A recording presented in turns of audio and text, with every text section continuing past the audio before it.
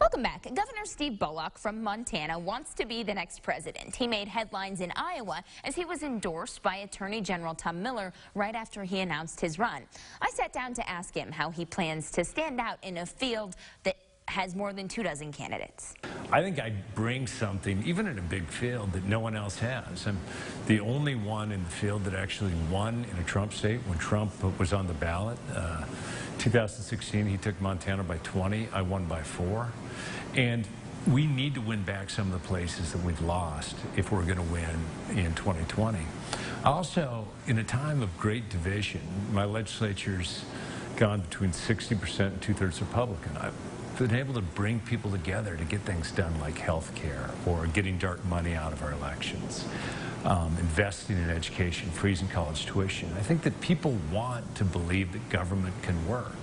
I've demonstrated that I can win in those areas and I can govern in those areas. What do you believe is the answer to this trade war with China? Farmers are the ones who are bearing the brunt of the trade war, but they say that they can see why it's necessary because of all of the intellectual property issues with China, etc. But how does this all get solved without ruining Iowa's economy? Look, we got to be tough on China. They are taking our tech. They are not opening up their markets, but we can't do it alone. And the president's kind of said this America first, but he's made it America alone, meaning we don't work with our allies to open up the markets. And what these tariffs are kind of the blunt instrument that ultimately not only will it hit your producers, if they go up to 25% on China, every American family will pay up to $2,000 a year more for goods. So to step back and work with our allies and our adversaries to open up the markets to China and make sure that free trade actually exists so that we have access to their markets like they have access to ours. What would you say is your simple answer to gun control? My simple answer is we have to look at it as a public health issue, not as a political issue. Public health issue would turn around and say universal background checks, gun owners and non-gun owners agree. Red flag laws, domestic violence, taking away a gun at the time. I mean, 1/4 of the times that I've been asked to lower flags by this president and his predecessor have been for mass shootings. What's your simple answer to criminal justice reform? Well, we've taken, even with the 2/3 Republican legislature, we passed about 10 different criminal justice bills over the last 2 years. We have to look at sort of tiered sentencing. Like, you don't throw everybody into jail depending on what the sentence is. More oversight when you're out of jail along the way. We've amped up the probation opportunities and training for individuals while they're in jail. Because at the end of the day, like, this is not only a big drain on our society, but the costs are big, and not everybody should be incarcerated. What about the decriminalization of marijuana?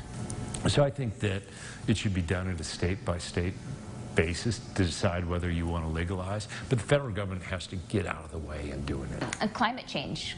You know, the IPCC internationally have said we have to be completely carbon neutral by 2050. I think we could do it a lot earlier.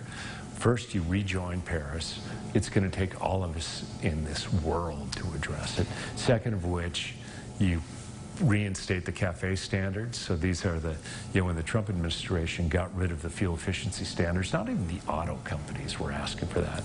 And then you need both the short term and the longer term of how we're going to be reducing carbon. What would you say is your stance on abortion? My whole time as a governor, that this is a woman's decision to make in consultation with her physician, and if she chooses, with her family and her faith. It's not a decision I or other legislators should be making.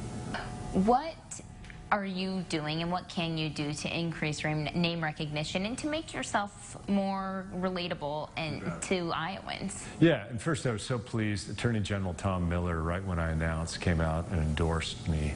I served with Tom when I was Attorney General. Think the world of that. And a lot of, to me, how I win in Montana is, look, I don't just go to the pockets of blue. We have the 4th largest state. I travel all across that state. And I think that Iowans want to be able to shake the person's hand, look them in the eye and say, is this someone that's going to be fighting for my best interests? So I hope both a lot of trips to Iowa and the retail side of that, actually getting to meet people, they'll see that, you know, the values that I've hold in Montana and have been able to win in a state where Trump won, but also govern, aren't that much different than the values that Iowans have. Does it worry you, though, when you look at these polls and you see Biden, Sanders, Warren right at the top? They have this name recognition that, and, you know, they've had it for years and years and years and years. Yeah, I think 4 years ago right now, Scott Walker was polling #1 and Jeb Bush was polling #2. And, you know, one of them didn't even make it to Iowa. The other made it, I think, out 1.5%. So I think there's still a lot of time to get out, to get known, to be able to help folks understand both how I've been able to win and also how I'd govern.